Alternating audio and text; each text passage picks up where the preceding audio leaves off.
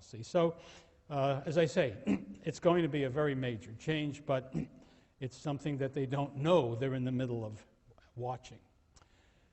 Well, in 359, a man called Philip became king of Macedon. Macedon, which is, we know the Macedonians were fundamentally Greeks. That is to say, they were Greek speakers, and ethnically, if there is such a thing, they were Greek. But they were so far out of the mainstream of the development of the Greek polis that we have been examining this semester, that many, many Greeks, perhaps most of them, didn't think of them as being Greek. You know, when Greeks thought about what it was to be a Greek, they thought about more than the fact that they spoke the Greek language. They thought fundamentally, if you get to Aristotle, you see how thoroughly true this is, it had to do with a culture, a way of life. And that way of life was based upon the independent polis. Well, Macedon did not have such a structure. Macedon, the Greeks called the Macedonians an ethnos, a tribal group is what that sort of means. We use the word sort of nation somehow to translate ethnos, but and that's okay. The word nation itself, remember, comes from the Latin word which means to be born, people who are born of the same stock. But for the Greeks, it had a different meaning. It was people who participated in the culture that they designated as Hellenic, and they thought the Macedonians fell outside of that. There were no polis in the Macedonian kingdom.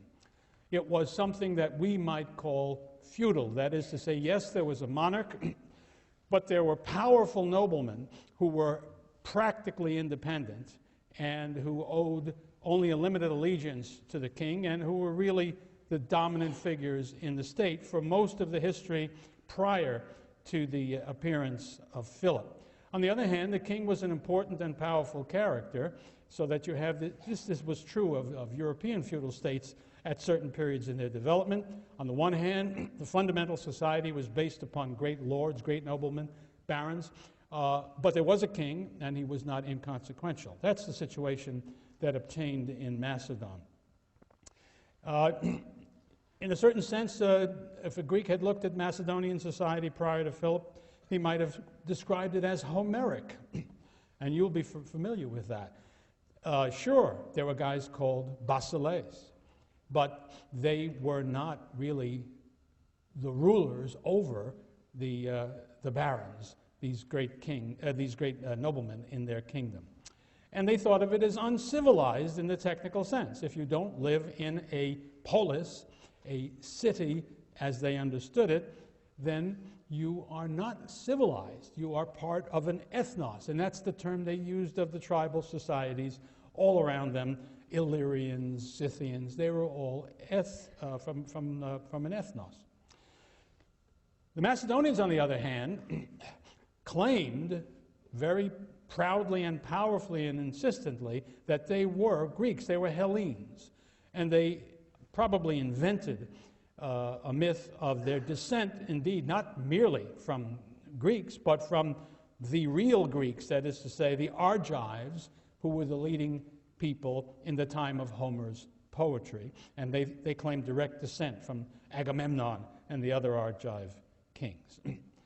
We hear about various Macedonian monarchs of some importance prior to Philip. Back at the time of the Persian War, Alexander I played an interesting and shady role between the Greeks and the Persians. During the Peloponnesian War, we hear of a king, Perdiccas, who also played a role shifting between the Spartans and the Athenians. This business